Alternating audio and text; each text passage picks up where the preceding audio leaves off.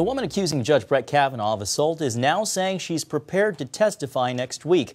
Welcome to Faith Nation. I'm John Jessup. And I'm Amber Strong. The New York Times is reporting Blasey Ford says she'll speak to the Senate Judiciary Committee if the terms are fair and her safety is ensured. Capitol Hill correspondent Abigail Robertson has been on top of this story. She joins us now for more. Abigail, can you tell us what you're hearing on the Hill about this latest development in Judge Kavanaugh's nomination process? Well, according to the New York Times, the email says that Dr. Ford is agreeing to negotiate with the Judiciary Committee staff about potentially appearing in Washington next week. And while earlier this week she said that she did not want to come forth without an FBI investigation first, apparently this email says that she has a strong preference that a full investigation occur before she testifies, but it stops short of saying that she won't testify without that FBI investigation. So we will see. It is likely looking like that hearing will not take place on Monday, but they're going to negotiate and hopefully get her here next week. Abby, why was Chairman Grassley hoping to have the hearing wrapped up on Monday? Well, Monday was a pretty critical date for the Judiciary Committee because if they want Judge Cavanaugh, if they have any hope of having him confirmed by that October 1st start date of the next Supreme Court session, they needed to have the hearing on Monday and then proceed quickly to a vote in the committee before moving that on to the full Senate. So if this hearing does not happen on Monday, that throws off that timeline. So if we do see Judge Cavanaugh confirmed eventually, it likely will not be at the start of the Supreme Court. So he will not be able to, if he does make it there, he will have to sit out on voting on the cases that they proceed with hearing when they start October 1st. Now, Abby, this announcement comes after a good amount of pressure for Ford to testify. What have lawmakers been saying to encourage her to come before them? Well, a lot of Democrats, well, all Democrats really, were very supportive of not proceeding until we heard from Dr. Ford, and they also were encouraging that FBI investigation. But even Republicans were saying that they wanted to hear her out before they proceeded with the process and with the nomination. But then when Dr. Ford said she wasn't going to come speak or was hesitant about coming to speak, that's when Republicans started to say that that was unfortunate if she wasn't going to come, and felt like Chairman Grassley had done what he could to get her here, so they would be fine with proceeding with the vote if she did not come before them. But now that that is back in play and we might hear from her next week, that could once again change the game for Judge Kavanaugh as far as having 100% Republican support. Abby, earlier in the week we talked about key senators to watch. Any changes? Where do they stand right now? Well, yes, there actually has been one change there. Democratic Senator Claire McCaskill is the first one of those red state Democratic senators that's up for re-election in just a few weeks now in a state that President Trump won, and she has said that she officially will not support Judge Kavanaugh. This is not a huge surprise because she did not support Justice Gorsuch either, but we have not heard yet from those other three Democrats who are in a similar situation, Senators Joe Manchin, Joe Donnelly, or Heidi Heitkamp, and I think it's likely that they won't announce anything until there's more developments in this potential hearing. Abby Robertson staying on top of it. Thanks, Abby. Thank you. Some national news outlets are being questioned for their coverage of the Kavanaugh hearings. Reporters use social media to reach out to former Georgetown Prep and Holton Arms students, hoping to get the truth about the Supreme Court nominee. Holton Arms is the school Ford attended at the time of the alleged attack. Now, some alumnus took to Facebook on behalf of journalists, encouraging friends to do everything you can to, quote, ensure justice is done. Well, for more now, we're joined by Kyle Drennan. He is a senior news analyst for the Media Research Center. Kyle, in this day and age, it's pretty common for journalists to use social media as a tool to reach out to prospective interviewees. But do you think things like posting on Facebook and asking women to come forward to speak out against Judge Kavanaugh is an appropriate way of going about reporting on this story? Well, I mean, it's very questionable because, I mean, you're sort of just, you're just putting out a call on social media, on Facebook, and you really don't know what kind of response you're going to get to something like that. I mean, anybody can sort of just, sort of reply with a comment, and I mean, how do you ascertain whether that's true or not? I guess you could, set up some sort of interview after the fact, but that sort of is a strategy that would just invite a lot of people to just throw in potentially false claims, and you'd wind up, having to sort through how many false claims before you got to something that, might be credible. I mean, yeah, that doesn't really seem like a very good journalistic process. Well, we live under a legal system where you're innocent until proven guilty. Do you think the big networks, though, and the cable news outlets have been following that rule for Judge Kavanaugh? No, not at all. The assumption in all of the coverage has definitely been that he is, as Joy Behar said on The View yesterday, I think she sums it up best, the media coverage, he's, quote, probably guilty. I think that's definitely been the attitude in the press. They've just, been running with Democratic talking points on this from the beginning, and there's really not a lot of interest in sort of, getting Kavanaugh's side of the story or bringing on people who would defend Kavanaugh. I mean, yesterday, ABC's Good Morning America brought on Anita Hill to give her perspective, but sort of, CBS immediately brought on Kamala Harris the other day. I mean, so where's the other perspective? And, they just don't seem to be very interested in that. Kyle, I think it's important to do the flip side of that. Do you think that conservative media is doing a fair job not questioning or impugning Dr. Christine Blasey Ford's perspective? And that's a part, of course, from the Democratic strategy, which many suggest is to delay. Are they giving her a fair shot to tell her story? I think by and large, from what I've seen, yes, I think they are. Watching Fox News and various other, news sources where you have conservatives with shows. And, they definitely seem to, everybody seems to be following the same formula of she should come forward. We want to hear what she has to say. Republicans are offering her a forum and trying to accommodate her. And she absolutely, should get her side of the story out there. But, at the same time, she should be, asked questions, tough questions about her allegations. And, Kavanaugh should have the right to defend himself. But I do think, conservative media is saying, no one's saying, oh, she should not be able to tell her story. It's just that, but it should be fair. And, Kavanaugh should have the presumption of innocence before people try to convict him.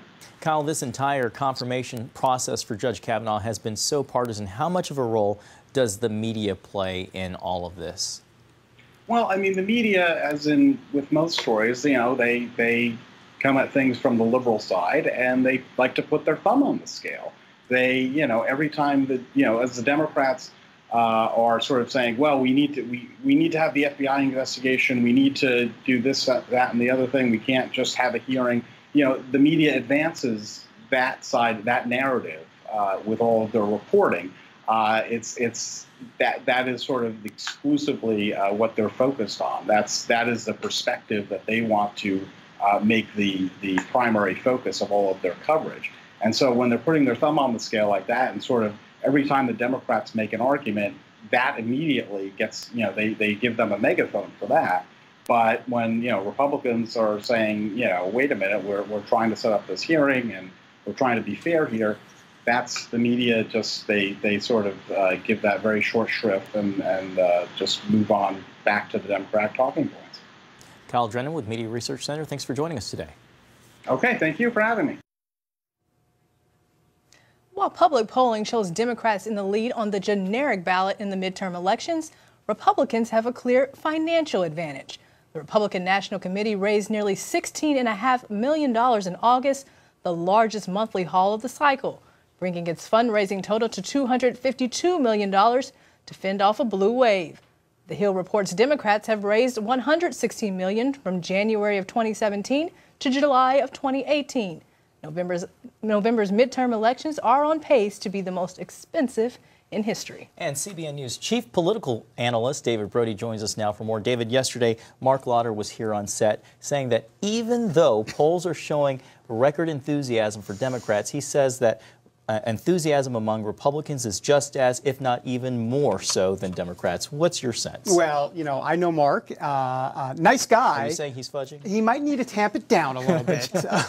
Why do you say that? Let's slow it down. Well, look at the polls, all right? Arizona, the Democrat, is in the Senate. I'm talking about the Senate race. Martha McSally, who's the Republican, is losing to the Democrat. That is Arizona, Republican territory. That's Jeff Flake's seat. And then you have Tennessee, Marsha Blackburn, the Republican, losing to the Democrat right now. So you've got those states. And then in Indiana, where we've talked a lot about Joe Donnelly. A lot of folks thought, oh, Joe Donnelly, he's not going to be able to make it this time in Trump red country there. Well, here he is. He's up 6-7 points or so and winning there. So right now the map looks very good, at least in the Senate for the Democrats, which we were talking a lot about the House, not so much about the Senate. Interesting. Let's talk about Kavanaugh. Do you think this controversy will have an impact on the midterm elections, left or right? It can have an impact either way, right? Yeah, absolutely, Amber. And so here's my answer. I have 3 answers for you: yes, no, and maybe. I mean, I don't know, and here's why: because we don't know how the trickle part of this is going to play out with Kavanaugh. I mean, look, this is the way I see it for Republicans. If they are seen as rushing this, which I know the Democrats want to paint the Republicans as rushing it, if they paint them as rushing it, and it's a bunch of, let's be honest, men grilling this woman in front of the Judiciary Committee. Bad optics, horrible optics, right? And so you have that. And then, of course, can you imagine the Democrats' 32nd spot in the midterm elections, right? Hatch and Cornyn and Grassley and all these folks, and this woman sitting there like this, and all of these questions. So it's a fine balance that Republicans are going to have to do in this hearing next week if it actually happens, which sounds like it probably will. And so that's the one side. But the other part of it is Democrats playing nasty politics. They're not the first, but they are playing nasty politics. And so Republicans may be able to turn it around and mobilize the evangelical base. We'll see. David, the New York Times has an interesting article that they just put out saying that evangelicals are angry and frustrated with Republicans in the Senate because this is their chance to finally cement a conservative, solidly consistent Supreme Court. And rather than backing Kavanaugh, in their words, it seems as though they're kind of punting to allow Christine Blasey Ford to give her testimony. What's your sense? What are you hearing? I think that they're jumping the gun a little bit on this. I mean, I've actually been surprised at the Republican backbone so far. Normally what we see with the playbook has been Democrats push and push and push, and Republicans relent, and that's what we've seen. This time, not so much. You know, Grassley's been pretty strong on this, and with the Trump administration, I think they're going to pretty much back Kavanaugh all the way through, and I don't think they're going to give in to the Democrats this time, which would be a first in Republican politics, at least in modern-day Republican politics. Okay. Because do you think there's a strategy here, right? I mean, it's not just them giving in to the whim of the Democrats. There's a strategy behind what Republicans are doing. No, I think there's no doubt about it, and I think that they want her to testify in public, and they believe that they'll have the upper hand because, remember, she did testify before. You know who she testified for in front of? The Washington Post reporter, and that was her story, and it was national. So she's already out with her story. And so I think how it plays in Peoria, I think most voters say, hey, look, you know what? She's already out with her story. Just go ahead and say it in front of the Judiciary Committee. Yeah, so bottom line it, 30 seconds, elevator pitch. No, I'm just kidding. That's your word. Do you think Republicans will hold on to the Senate and the House at the end of everything? I think it's going to be difficult for them to hold on to the House. I think they probably will end up keeping the Senate. I see it split. I've been talking a lot about that blue blip, which means you have to be, if you get 24, you're at a blue wave. In other words, Democrats have to get 24 seats. I thought it was going to be 15, 20. I feel like it's moving towards more of a blue wave at this point. Okay. Check back with me in a month, and we'll see. I will say this, a GOP strategist real quick, love this analogy. He called it like one of those hurricane cones that you see out in the Atlantic. You don't know if it's going south or north or which way the path is coming. There's a path coming. The question is, what's the damage going to be like for the Republicans? David, thank you always for your analysis and your time. Thanks, guys. A state of emergency remains in effect for parts of the Carolinas nearly a week after Hurricane Florence made landfall. As floodwaters and power outages still plague the hardest hit areas, there's a new concern for people living in parts of North Carolina: animal waste. The North Carolina Department of Environmental Quality says pig farms were hit hard by the storm. 21 have already overflowed in the wake of the storm, releasing waste into floodwaters that could cause severe environmental and health damages. Well, Amber, today marks the one-year anniversary since Hurricane Maria made landfall in Puerto Rico. The Category 4 hurricane devastated the island, leaving in its wake $140 billion in damages. And according to a recent report, nearly 1,000 U.S. citizens died in Puerto Rico as a result of the storm and poor living conditions afterwards. That's a dramatic increase from the original death toll of 64. President Trump pushed back on the amount, saying the change was a ploy by the Democrats meant to make him look bad. This week, the Puerto Rican governor petitioned President Trump for statehood, saying Puerto Rico's current position is, quote, discriminatory and allows for unequal treatment of natural-born U.S. citizens. Coming up on Faith Nation, the latest steps the Catholic Church is taking to fight sexual abuse by priests.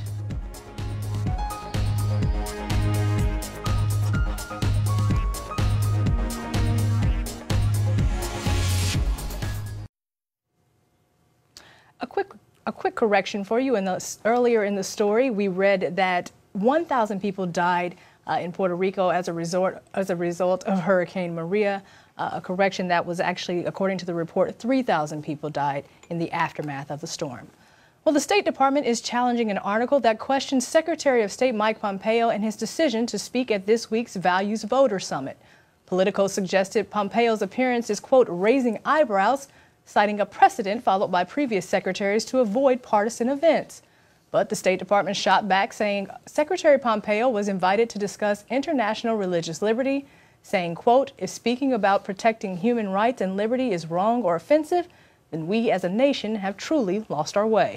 Well, the Values Voter Summit kicks off tonight here in Washington, D.C. It's touted as one of the biggest conservative political events of the year, put on by the Family Research Council. Values Voters features speeches from some of the leading voices of the movement. Jenna Browder recently spoke with FRC President Tony Perkins about what's on this year's agenda.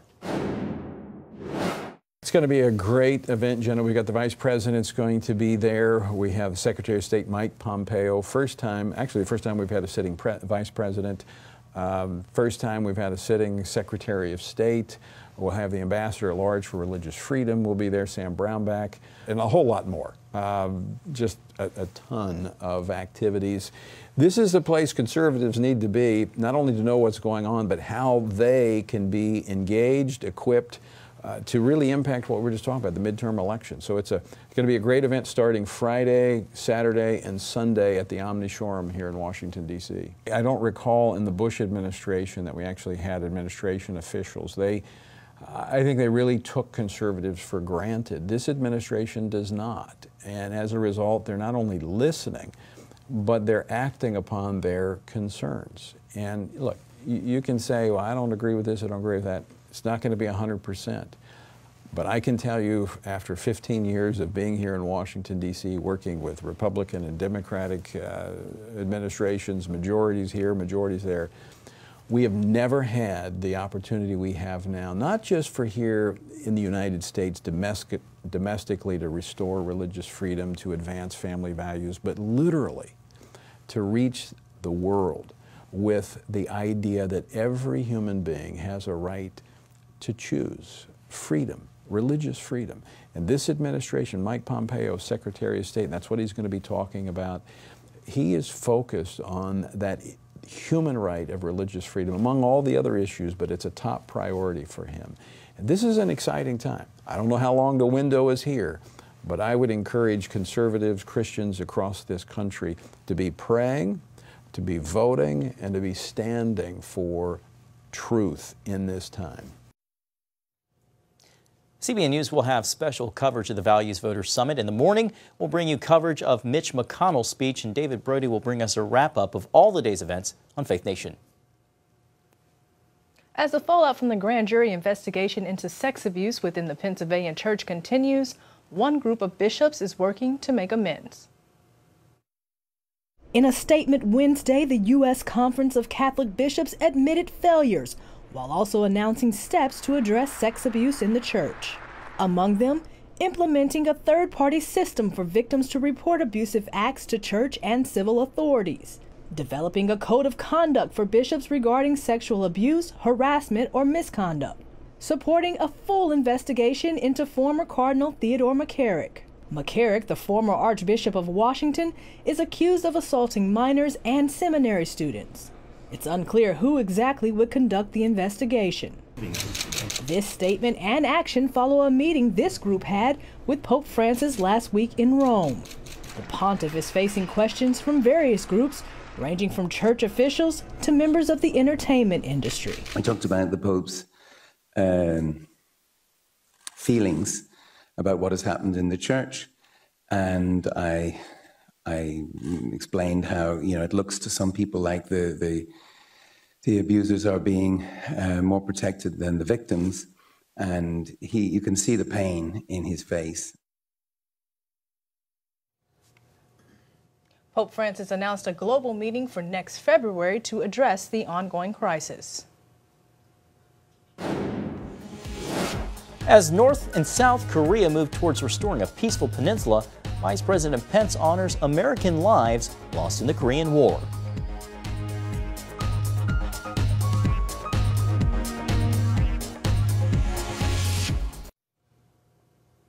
Welcome back. North Korean leader Kim Jong-un says he wants a second summit with President Donald Trump.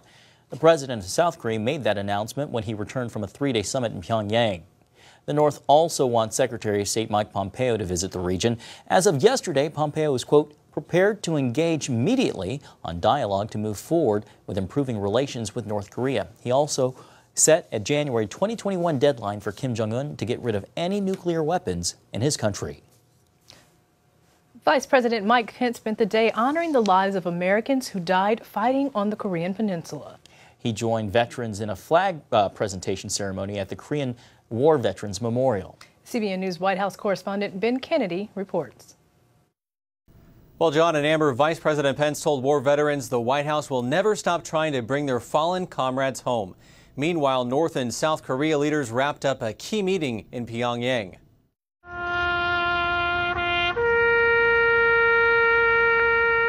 The vice president honored fallen U.S. soldiers by presenting a special American flag to the Korean War Veterans Memorial. This flag was among those flags that graced the cases of some 55 remains of fallen American heroes. The return of those remains missing since the war was secured during President Trump's historic summit with North Korean dictator Kim Jong-un. Just recently, Kim Jong-un announced his commitment to allow nuclear inspections, subject to final negotiations, and offered to permanently dismantle a test site and a launch pad in the presence of international observers. Kim also just finished a three-day summit with South Korean President Moon Jae-in. The two signed a declaration agreeing to turn the Korean peninsula into a land of peace without nuclear weapons and nuclear threats. Kim also committed to closing a missile engine test site and launch facility. We're making tremendous progress with respect to North Korea.